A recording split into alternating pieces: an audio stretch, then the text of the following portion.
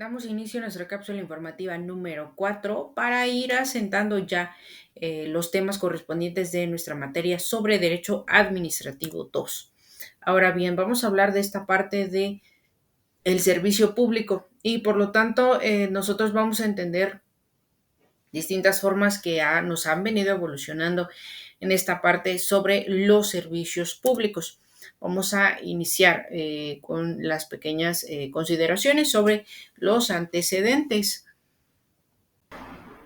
Y bien, bajo estas premisas, pues en los inicios el derecho administrativo se concebía como el derecho del servicio público. Posteriormente, dentro de las primeras décadas del siglo XX, el concepto evolucionó y aceptó que no toda la actividad de la administración era servicio público.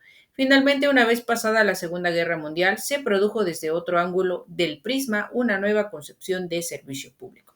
Esta nueva concepción, por supuesto, tuvo que ver con márgenes en cuanto a la política pública que se aplicó, en cuanto también a aquellas identificaciones y autonomías que tuvieron distintas naciones, y en este caso México no fue una excepción, quien también indicó cuáles eran las bases para el funcionamiento de su Estado y, por supuesto, la administración pública del mismo.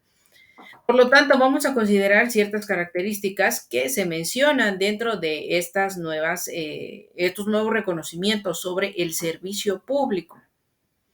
Y encontramos que Alfonso Nava Negrete nos da las siguientes. En el inciso A se puede prestar por el Estado o por los particulares. Inciso B puede prestarse con o sin propósito de lucro con el Estado o los particulares.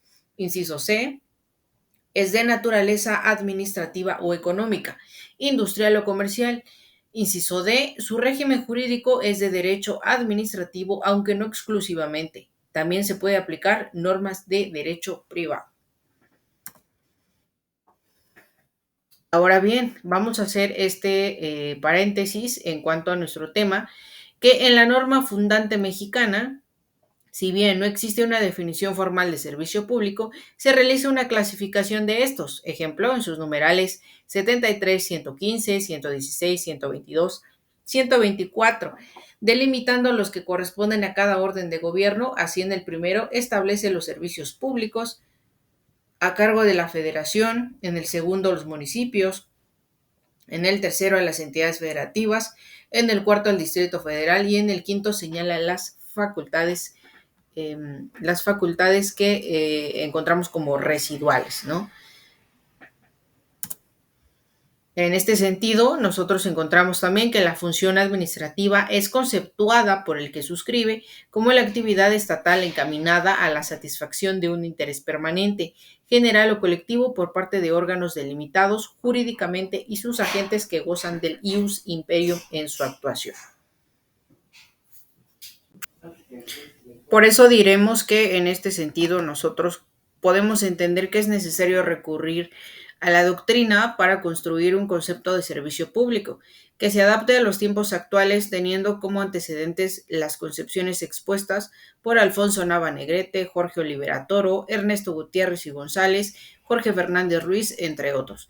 El primero sigue la noción que brinda Maurice Harrieu, pues a su juicio se adapta a la siguiente noción que brinda a la realidad mexicana y expresa que es un servicio técnico prestado al público por una organización pública en forma regular y continua para satisfacer necesidades públicas. Asimismo, analiza el concepto en los siguientes términos, que por lo tanto el concepto no se apunta en el régimen jurídico, es decir, no se dice que el servicio público se rige por el derecho administrativo, pues está reconocido que lo pueden prestar tanto el Estado como particulares. Luego entonces su régimen puede ser de derecho administrativo, pero también por normas de derecho privado. Ya no tienen como elemento esencial el que se preste sin lucro. Es un servicio técnico y con eso se quiere decir que no cualquiera puede alcanzar esta categoría. Es un servicio prestado al público, es decir, existen servicios que prestan el Estado o los particulares y que al mismo tiempo se ofrecen de manera que no pueden considerarse servicios públicos. En esta categoría podemos encontrar lo que la doctrina denomina derechos, por ejemplo, la expedición de licencias, permisos, certificaciones, inspecciones, etc. Es un servicio prestado por una organización pública, lo que significa que no importa si se presta directamente por el Estado o bien por los particulares. a través de la figura de la concesión, pues en la última instancia es un servicio público el que se brinda a la colectividad. Finalmente, es un servicio que se presta en forma regular y continua, lo que significa que debe reunir todos los elementos que aseguren su prestación eficaz, rápida, eficiente, oportuna para que se considere regular, y por continuo se entiende que puede o no suspenderse o interrumpirse sin causa plenamente justificada. Todas estas nociones pues también se toman en cuenta a partir de las instituciones o los medios que se presten para poder recibir o al mismo tiempo brindar esta pauta de servicios públicos comunes.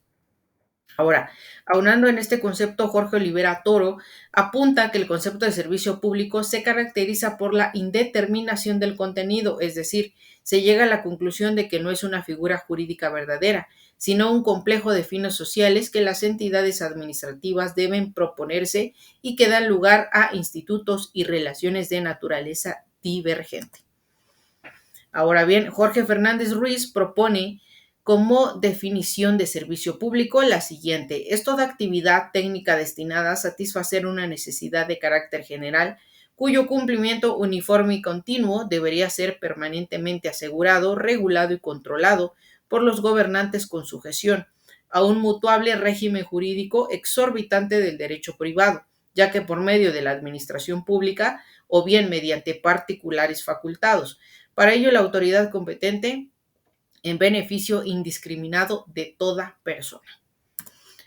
Es decir, para que estos tipos de servicios públicos más populares que nosotros conocemos se realice esta parte de la organización y la plena administración pública, también construyendo relaciones o vínculos como nosotros acabamos de ver en cuanto a particulares o empresas, aquellos términos que nosotros también empleamos como concesiones. De acuerdo a nuestro contenido, estaremos en contacto por nuestras clases calendarizadas.